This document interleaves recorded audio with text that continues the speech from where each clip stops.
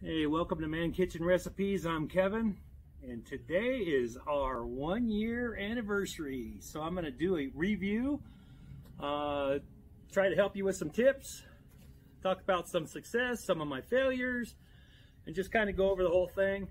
But first, man, I need to get this thing cleaned up. Thanks for stopping by, and while you're at it, hit that subscribe button, and here we go.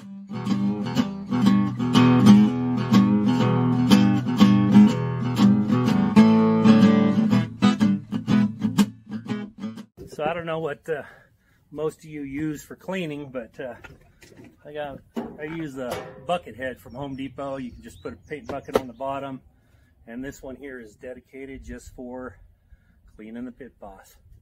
You got to vacuum it out every 3, 4, 5 cooks, depending on how long your cook goes. If your cook, if you do a couple of long 8, 9, 10 hour cooks, you'll want to clean it after at least the second one. If you do a bunch of small ones, 4th or 5th one, you want to keep that fire pot clean from ash. Otherwise, you may have some issues. Okay, now that we got it all vacuumed out, I'm going to use some Dawn dish soap and do the outside, wash it down real good. Before I do, I don't know if you all are aware the pit boss emblem there. There's a couple of screws on the side. If you loosen them up and slide it forward, you can take that piece out and wash it too. Get it all clean. It's that easy. Okay, got it all cleaned up.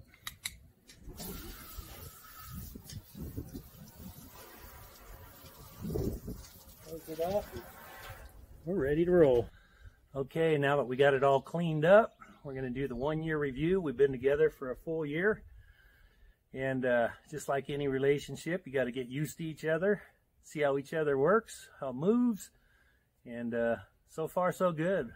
1 year down, we're doing great.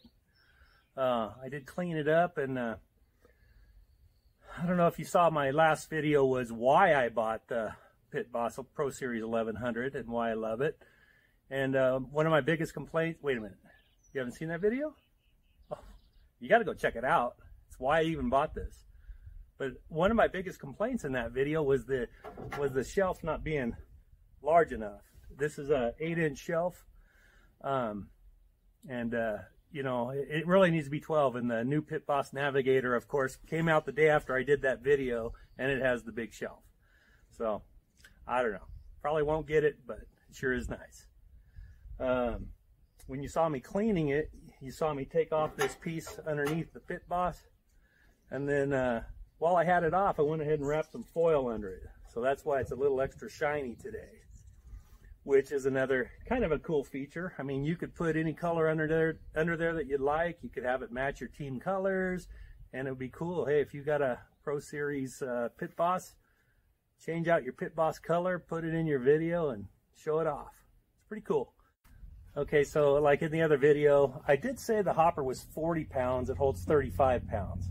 So that was one of the features that I really liked. You can put a full 20 pound bag in if you want, or, just fill it up. It is 1,100 square inches.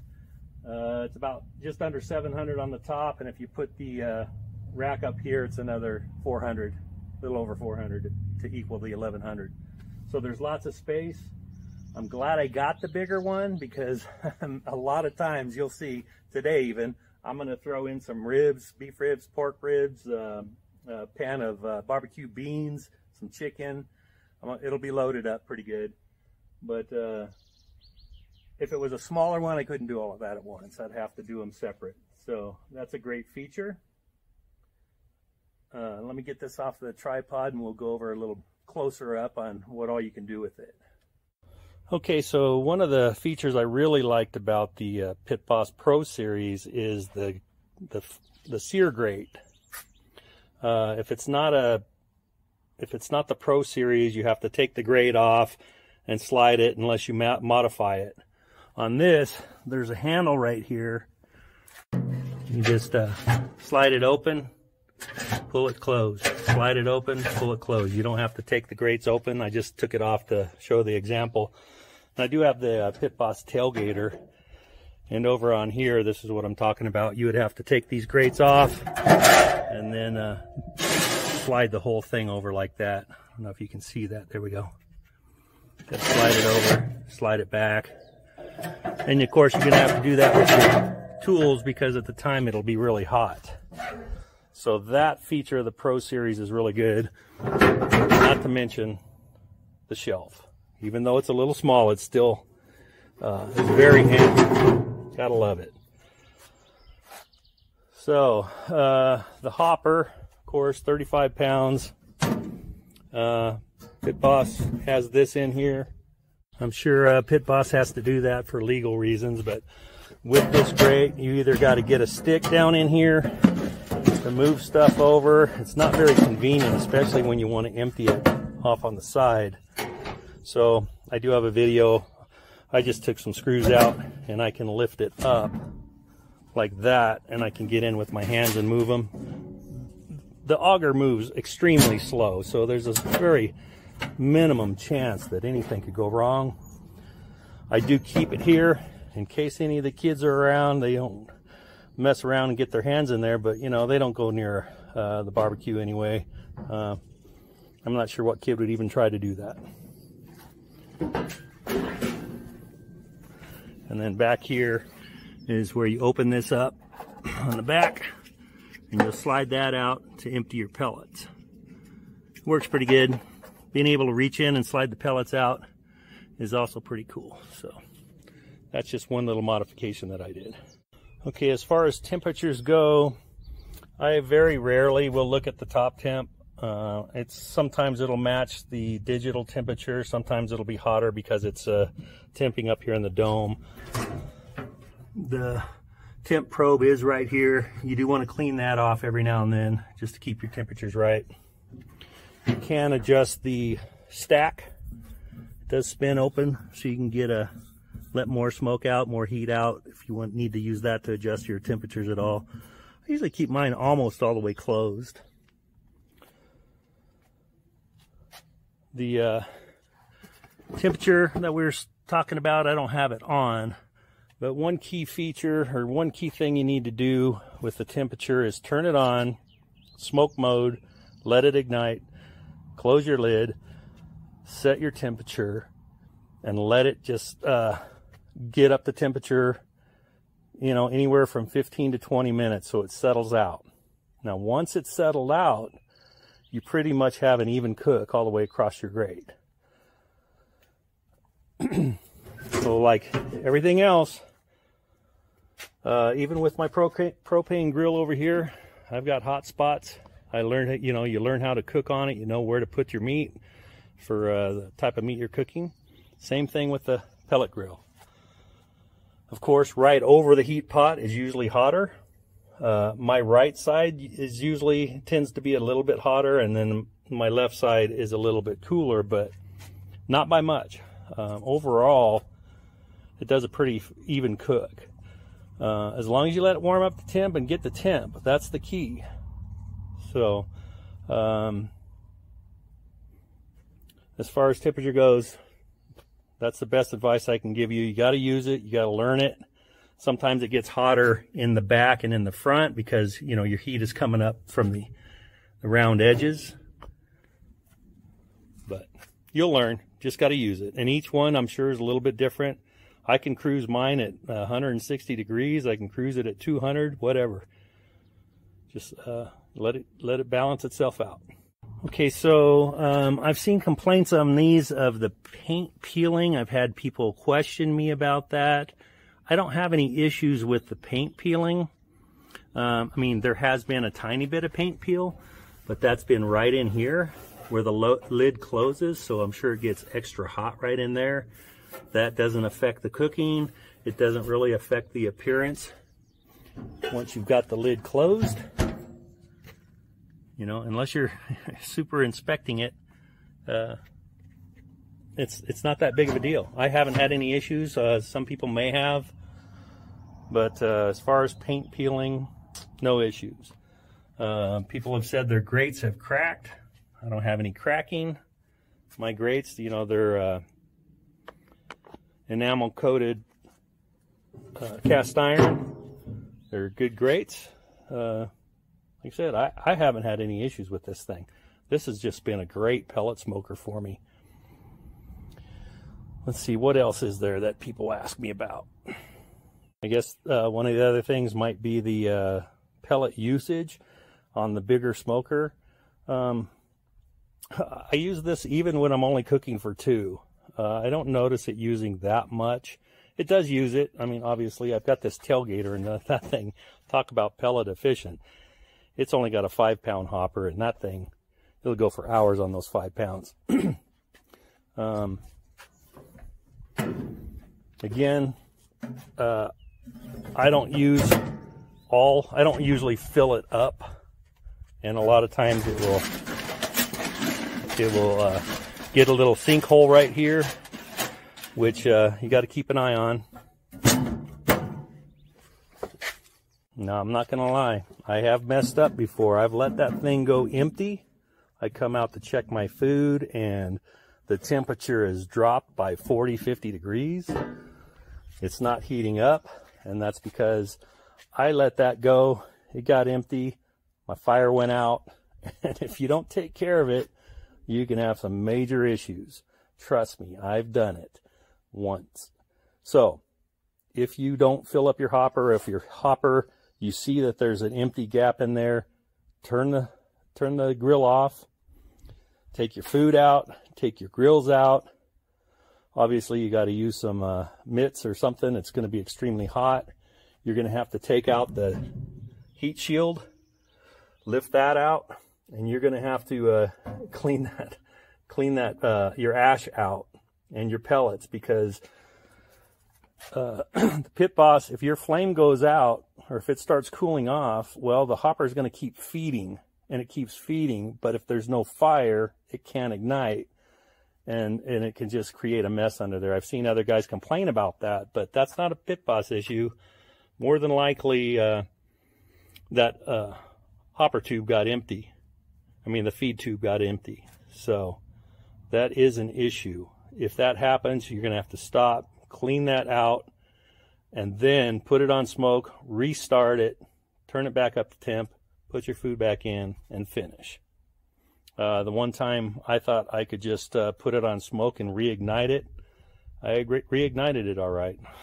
I had flames up to here. It was coming out, and I just had to let it burn off. I turned everything off, and after it turned off, then I could clear everything out. So that's my tip for the pellets in the hopper.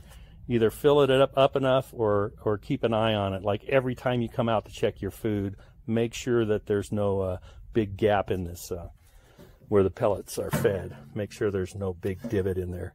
And if there is, like I said, I just come in here,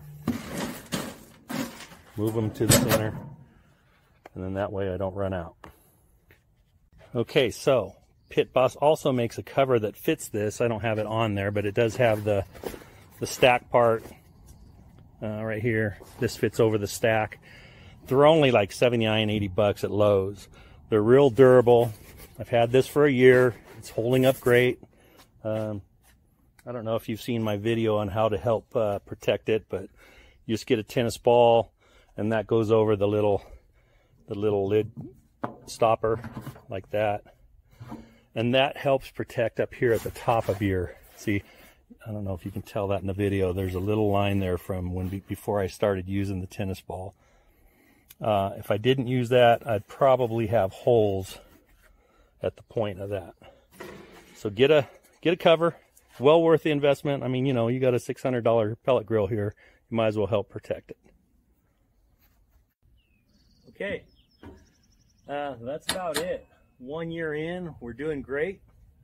This thing, I use it, like I said, 2 to 5 times a week. I use it all the time. I mean, even today, I'm going to be smoking the ribs and the beans and the chicken.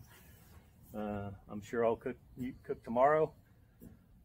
Even when I get home late from work, which happens quite often. I mean, you don't have to smoke for 3 or 4 hours. You can just smoke for 20, 30, 50, an hour, and it's great. Everything comes out great. You can fast cook. You know, it says 8 and 1. Lately, you've seen my videos. thought you did. For smoking jerky, pork jerky, beef sticks, I don't know. You can go check out those videos. But even as a dehydrator, I set this on the smoke setting, and man, it just comes out great. I don't even use my dehydrator anymore. I don't use my gas grill anymore. It's all this pellet grill. It does everything. It says 8-in-1. The only thing I really don't do or haven't done much of is baking. I've made pizza, but I haven't really baked a cake or bread or anything like that. So I don't know how well that works. Real quick, while I brought up the smoke level, your P settings, if you set this to smoke, your P settings, it's a little button right here. You can set your P setting. The higher, it's defaulted at number 4. The higher you go, the lower the temperature, the more the smoke. The higher the number, like 1, 2, and 3, it's going to be a little hotter temperature and a little less smoke. But on smoke, you're getting tons of smoke anyway, so not a big deal. But I can adjust that. If it still doesn't get low enough for you, you can always just crack the lid open a little bit and get the temperature down. You won't really lose the smoke because, you know, the smoke's all in there circling around with that fan. So that's a little bit on the P setting. I use it fairly often because a lot of stuff I want it really low and slow. The 200 mark is really good for low and slow. And all around, like I said, I just love this thing. And I wish a little larger. I might put some pins on the outside because of the 8-inch shelf. Like I mentioned in the other video, I have dropped some food, and it sucks because, you know, I mean, it pretty much ruins your whole cook. That's because if it sticks up any higher and you're not paying attention and you go to open the lid and then you slide it a little more and take your hand off your cookie sheet or whatever you got sitting there, and to get it the weight just enough, boom, it goes. Aside from that,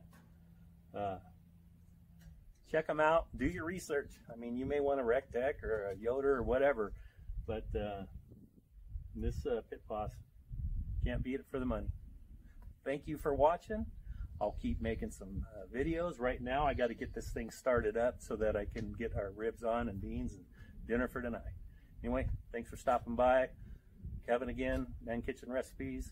Hit that subscribe button and have a wonderful day. Okay, so one of the keys that I was talking about earlier about the temperature on these things, you want to let them warm up 15-20 minutes maybe. And when you do, the temperature you set it at and the temperature it is going to either be the same or off by about 5 degrees. So that'll fluctuate 220, 225, 230. It should get to 225 here in a few minutes. And that's where we'll let it roll for these ribs. Okay, so we've got the pork ribs on. They're going to take about 5-6 hours, so the beef ribs will go on in an hour or two. The beef ribs take about 4 hours. And then our barbecue beans, we'll probably let them roll in here for 3 to 4 hours. You just put them in there and let them roll, and they are so delicious. And this is why you need the Pro Series 1100. Got baby back ribs, some barbecue beans going, some beef ribs, and I'm actually got a piece of chicken to put on there in a little bit too. Lots of space.